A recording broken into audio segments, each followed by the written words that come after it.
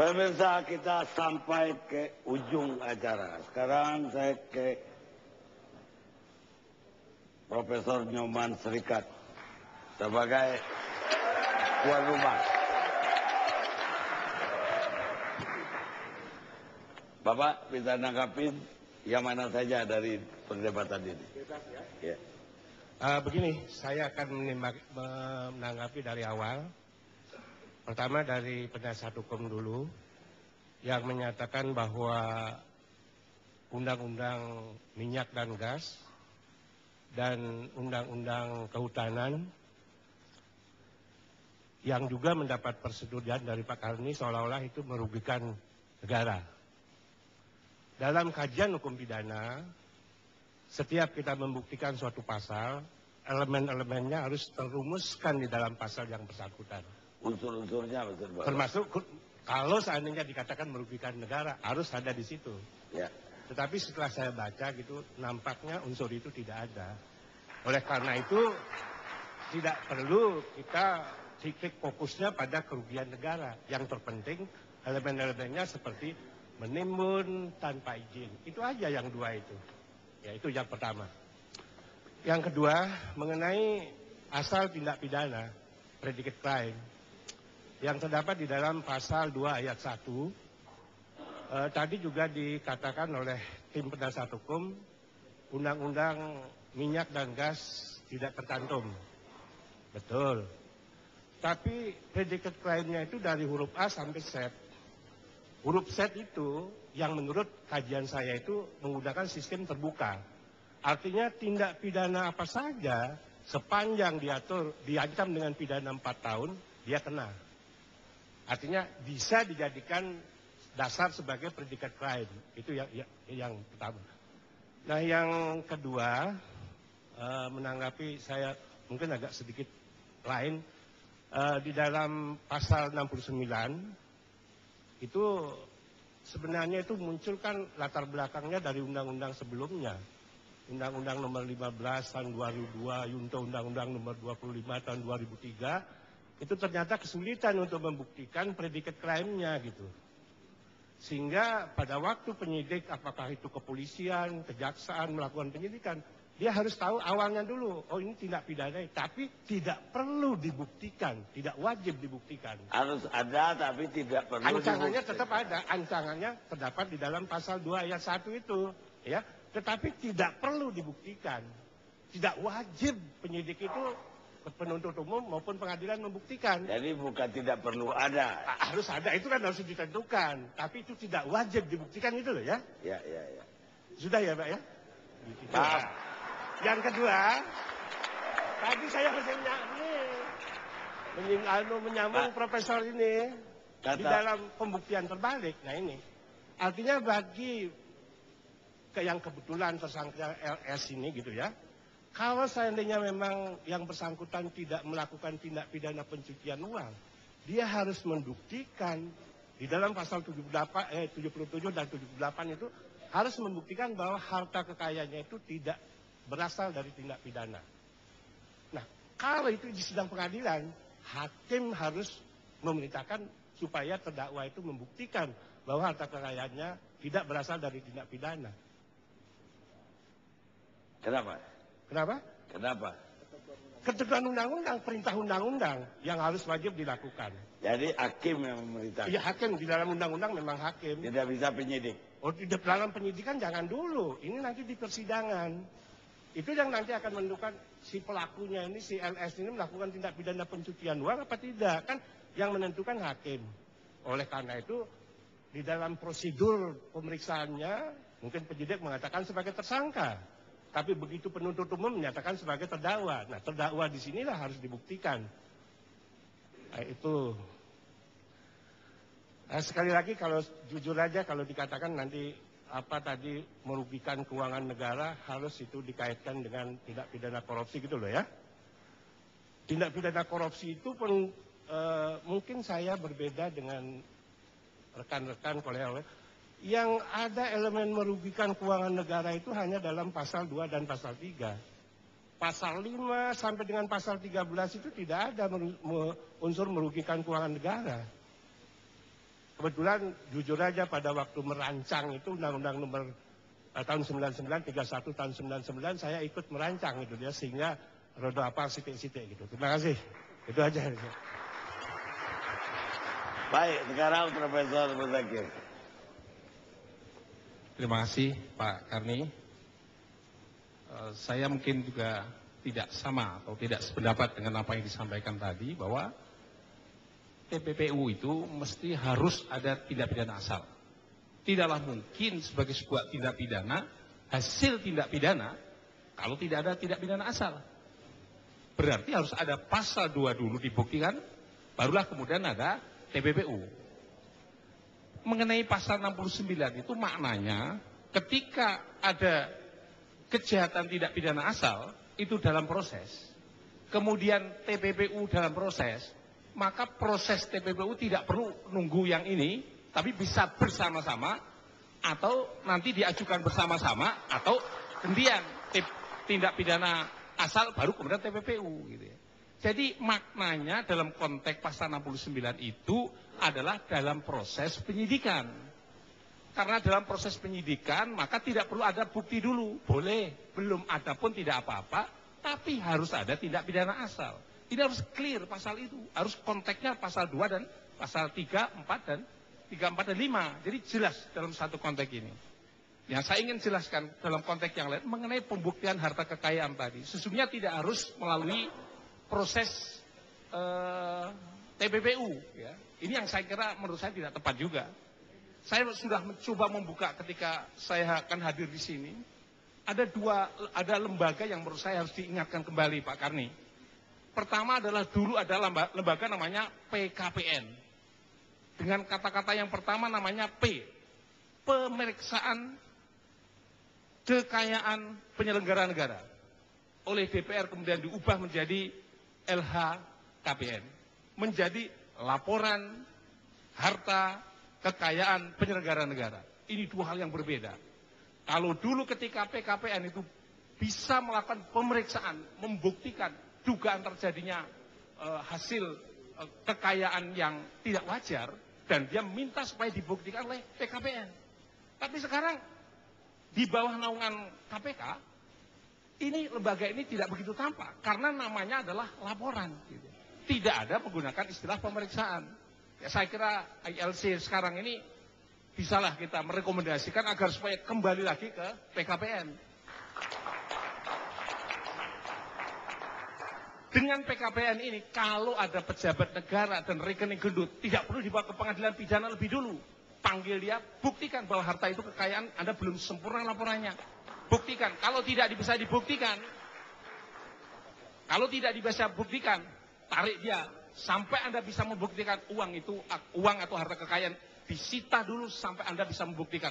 Kalau tidak bisa membuktikan, itu menjadi milik negara. Saya kira itu lebih praktis dan efisien ketimbang harus berdebat sumbernya dari mana tindak pidana hasil kekayaan itu. Saya kira itu nggak akan habis-habis. Terima kasih Pak Karni. Jadi ada 3 guru besar, tiga-tiganya ada berbeda pendapat, tapi justru dengan berbeda pendapat itu baru diskusi itu hidup. Kata orang kampung saya, bersilang kayu dalam tungku. Di situ api baru hidup. Sekarang saya kasih ada.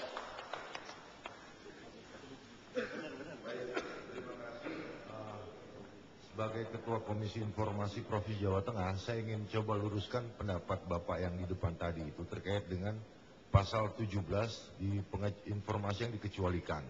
Memang betul di dalam huruf H itu terkait dengan kondisi keuangan seseorang itu termasuk kategori informasi yang dikecualikan.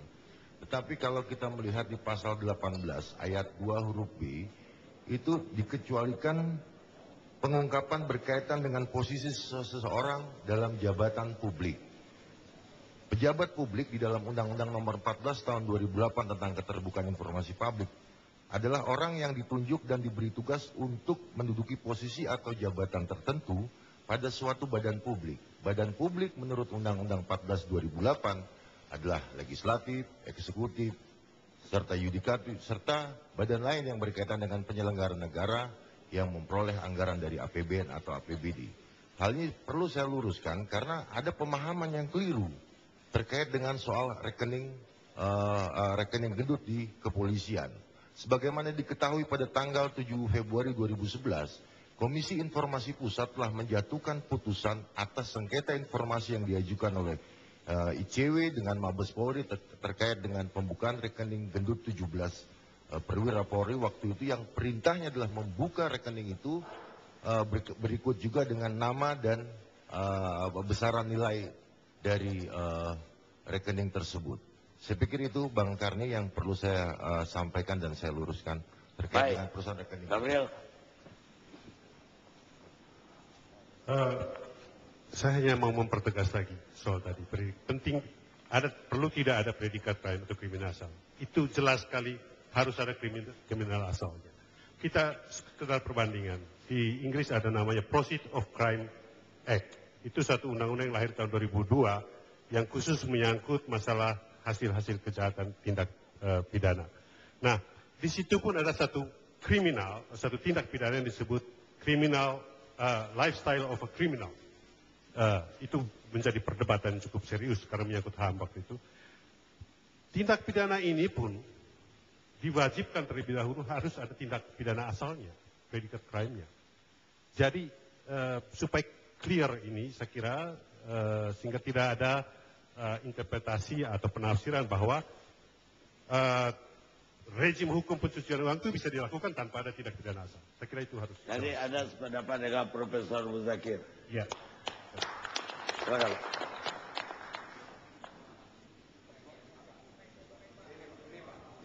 Ya udah sama aja. Terima kasih Bang Karni. Saya mewakili Peradi Semarang, bagi anggota Peradi Semarang. Nama saya Purnomo Yunan, Pak. Yang ingin saya tanyakan kepada Bang Karni, mungkin nanti Bapak bisa lempar ke petinggi-petinggi Polri yang ada di sini. Yaitu kerisauan kami, Pak. Masalah rekening gendut polisi, jauh mana telah ditindaklanjuti. Walaupun tadi sudah disinggung oleh Bapak Boy Rafli bahwa PPATK dasarnya itu ya Pak tadi. Rasanya hanya tebang pilih saja Pak. Sehingga mohon kiranya pada kesempatan yang baik ini Bapak bisa nanti menjawab ataupun melempar kepada Pak Boy Rafli permasalahan daripada rekening gendut Polri yang kita banyak baca di media, namun follow up-nya kelihatannya kok ngambang. Itu yang pertama. Yang kedua, masalah Polri lagi yang masih kami singgung, yaitu membongkar bisnis anggota-anggota polisi. Saya kira juga cukup banyak Pak, yang tidak tampak di masyarakat ini, tapi yang selalu diingatkan hanya pegawai-pegawai negeri dan lain-lain yang tingkatannya lebih tinggi, tidak boleh mempunyai PT dan lain-lain. Untuk itu mohon kiranya jadi dalam hal ini yang adalah tinggi-tinggi punya PT, gitu maksud Bapak? ya, Punya tambang barangkali? ya, Punya APH kali? ya, saya kira demikian nanti bisa dikawal. Untuk itu terima kasih Bang Karni. Pak Boy, boleh jawab. Halo? Langsung aja, langsung. Jadi kami tentu tetap berpatokan kepada prosedur dan menghormati hukum yang ada. Dalam konteks seperti ini, hasil LHH yang diserahkan kepada penyidik Polri telah dilakukan langkah-langkah tindak lanjut dengan melakukan penyelidikan.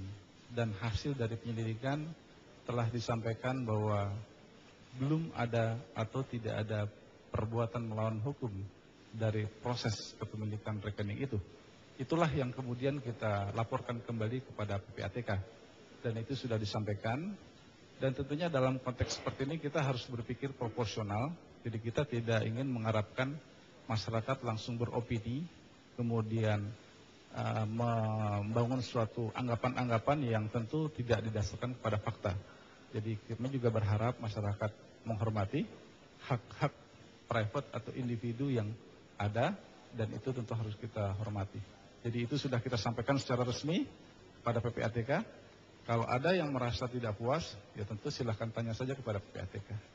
Terima kasih Pak. Baik, Boleh? Silakan.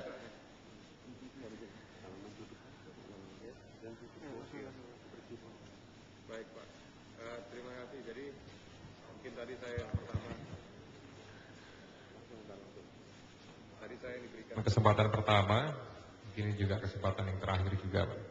Kau yang memulai, kau yang mengakhiri. Betul, siap.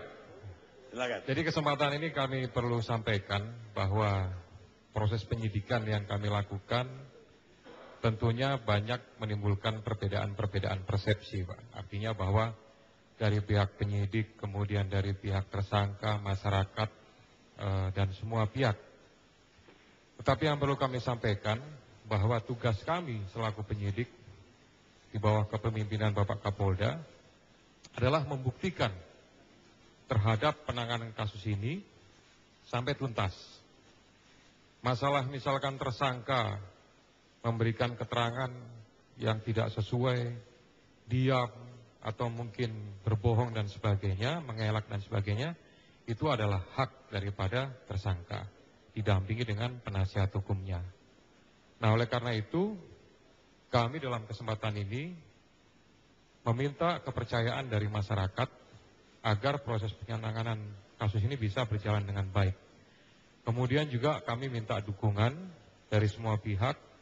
Mungkin masih ada masyarakat atau mungkin pihak-pihak lain yang memiliki informasi terkait aktivitas daripada LS ini di wilayah Papua, sehingga memudahkan dalam proses penanganan yang sedang kami lakukan. Itu saja Pak. Terima kasih. Baik, jangan panjang-panjang ya.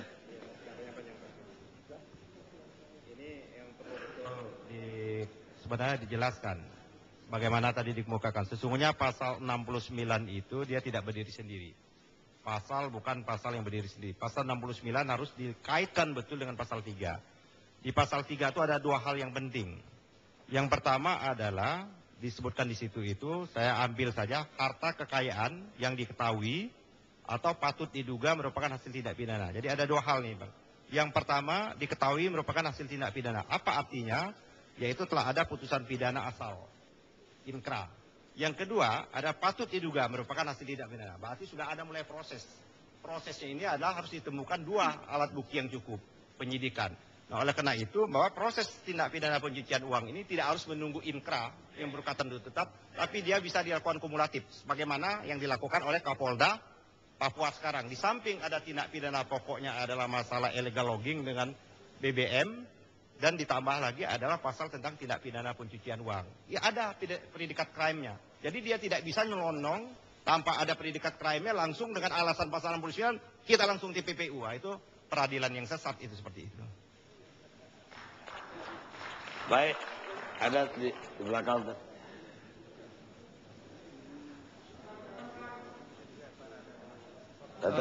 Terima kasih Bang Karni atas waktu yang diberikan pada kami. Kami dari Ikatan Advokat Indonesia Jawa Tengah. Ada dua pertanyaan yang kami sampaikan, khususnya terkait permasalahan yang dibahas pada malam ini. Yang pertama adalah satu pertanyaan yang selama ini menimbulkan kesan pada masyarakat. Kenapa Aibtu Laborasi Torus ditangkap di Jakarta? Yang pada akhirnya dikembalikan lagi ke Papua. Padahal tadi dijelaskan dari bapak-bapak kepolisian, itu sudah sangat terlihat dengan jelas bukti-bukti yang akan digunakan untuk menjerat Aibtu Labora. Padahal kita tahu semua reputasi Bapak Kapolda sejak dari 2004 jadi Kasat Kamnek, mungkin saya sudah mengenal, sampai beliau jadi Kapolda luar biasa. Prestasi yang luar biasa buat kami, Pak, sebagai pengacara. Nah, ini yang mau kami sampaikan. Kalau bisa diselesaikan di Papua, tidak usah sampai ke Mabes Polri, Pak. Kritik buat saya, Pak. Baik. Kedua, Pak, apakah mampu dan beranikah bapak-bapak kita ini membongkar labora yang lainnya? Demikian dari kami, Pak. Itu saja, Pak. Terima kasih. Ya, itu di ujung. Terima kasih. Terima kasih. Saya Ketua Dewan Pimpinan Daerah Kongres Advokat Indonesia Jawa Tengah. Saya mau kritik itu sama Pak Kapolda tadi. Mohon maaf Pak Kapolda, ini negara demokrasi, berhak kita berkritik karena kita orang hukum juga.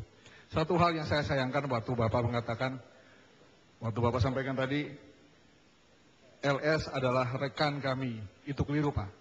LS itu anak buah Bapak Pak. Bukan rekan Pak. Kalau LS itu menjadi seorang atlet terkenal mungkin Bapak akan bangga. Itu anak buah saya Pak. Tapi pada saat dia dalam posisi saat ini, seharusnya bukan panggil rekan Pak. Tapi itu adalah anak buah Bapak. Dan saya bertanggung jawab kepada dia. Dia adalah anggota polisi Republik Indonesia Pak. Ini yang saya sangat sayangkan. Beberapa waktu yang lalu saya ada kegiatan dengan masyarakat. Kita berusaha untuk mengiring masyarakat untuk menonton begitu dekat. Namun polisi membiarkan masyarakat itu. Saya tanyakan sama polisi, Pak, kok masyarakat gak diurus untuk dipinggirkan? Buat apa saya pinggirkan Pak, daripada saya korban dengan masyarakat? Kenapa demikian? Karena pemimpin saya saja tidak memberikan contoh yang baik buat kami. Jadi tadi ada yang bilang, kalau anggota yang harus diatur keliru Pak. Seharusnya kepalanya harus diatur Pak. Ya, jadi tubuh ini bukan tangan yang bergerak, yang ngatur itu kepala Pak. Jadi tolong pimpinan itu memberi contoh yang baik kepada anggotanya. Kemudian satu pertanyaan Pak, sepanjang karir saya sebagai advokat, polisi itu sudah tahu apa yang akan terjadi terhadap suatu kasus Pak. Saya mau nanyakan kepada Pak Kapolda, mungkin juga Mabes Polri, apakah ada tersangka yang lain dalam kasus ini? Kalau tidak ada, itu hanya pembodohan buat kita semua malam hari ini. Terima kasih.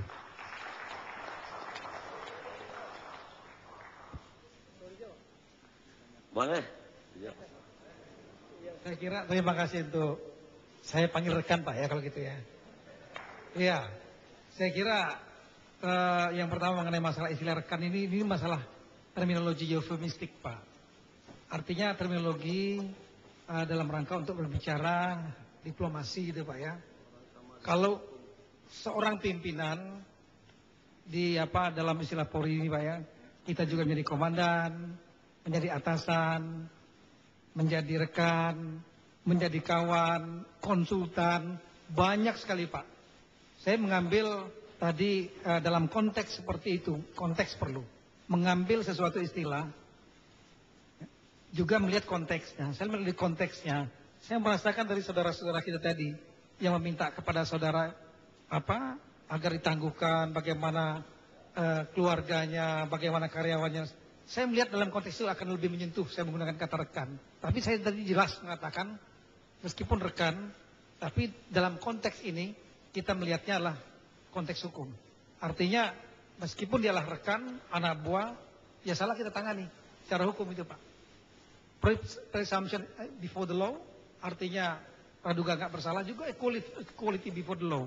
Persamaan di muka hukum Pak. Jadi ini yang kita terapkan. Saya gunakan rekan jadi hanya sebagai bahasa eufemistik untuk penyederhanaan sebetulnya Pak. Ya kalau tersangka lain sekarang lagi dalam proses penyidikan. Batangnya saya sudah sampaikan dari awal tadi Pak. Ada strategi penyidikan. Batangnya dulu kita tangani. Ya nanti masalah cabang-cabangnya adalah nanti kita akan kembangkan nanti. Saya kira demikian. Tadi ada dari daerah, giliran daerah, ada Jakarta.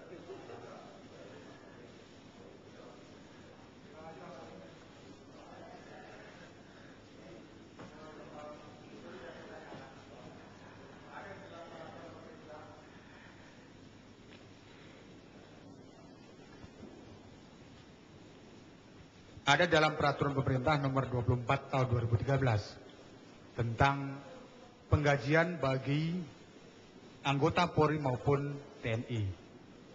Tentunya kalau kita lihat di dalam pembicaraan malam ini tentang diskusi ini sangat menarik sebenarnya. Tetapi perlu kita pertanyakan, masyarakat juga bertanya, bagaimana mungkin seorang anggota perwira dengan pangkat Aibtu dengan gaji yang sekian. Karena sudah ada yang namanya gaji pokoknya itu sekitar 2 juta sekian. Tetapi bagaimana untuk mensikapi mungkin dari beberapa kasus yang sudah muncul ketika di pertanyaan di depan tadi, ada beberapa rekening yang telah, ya tentu juga kita tahu, yang ada harusnya dibongkar, tetapi hanya satu kasus yang kemudian untuk diproses hukum. Nah, pertanyaan kami kepada Pak Kapolda juga termasuk dari Mabes Polri, karena gaji pokok seorang anggota Polri itu dengan pangkat Aibtu sekitar 2 juta lebih. Itu kira-kira Pak. Terima kasih. Baik. Mengakhiri acara ini, saya akan menceritakan seorang polisi di New York yang jadi legenda. Namanya Frank Serpico, NYPD, 59 sampai tahun 72. Suatu hari dia berdasarkan investigasinya memberi laporan kepada, kalau di kita ya mungkin ke Kapoldanya, tentang bagaimana sistematisnya korupsi di kalangan polisi New York. Laporan itu tidak ditanggapi oleh atasannya. Tapi laporan itu kemudian dia bocorkan kepada New York Times. Dan setelah jadi headline di New York Times, itu laporan menjadi isu nasional. Akibatnya New York, polisi New York membentuk Knapp Commission untuk memeriksa polisi-polisi yang korup di atasan mereka. Tapi satu hari si Frank Serpico ini dijebak dalam penggerebekan narkoba. Dan dia justru tertembak oleh temannya sendiri dalam jebakan tersebut. Itu terjadi sekitar 71. Untungnya dia selamat. Di kesaksiannya di Knapp Commission dia mengatakan, saya berharap peristiwa yang terjadi sama saya tidak pernah terjadi lagi kepada polisi setelah ini.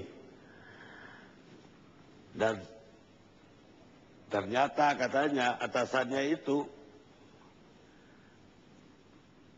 menugaskan kepada dia sesuatu yang atasannya tidak ingin itu diungkap. Dan dia juga menyampaikan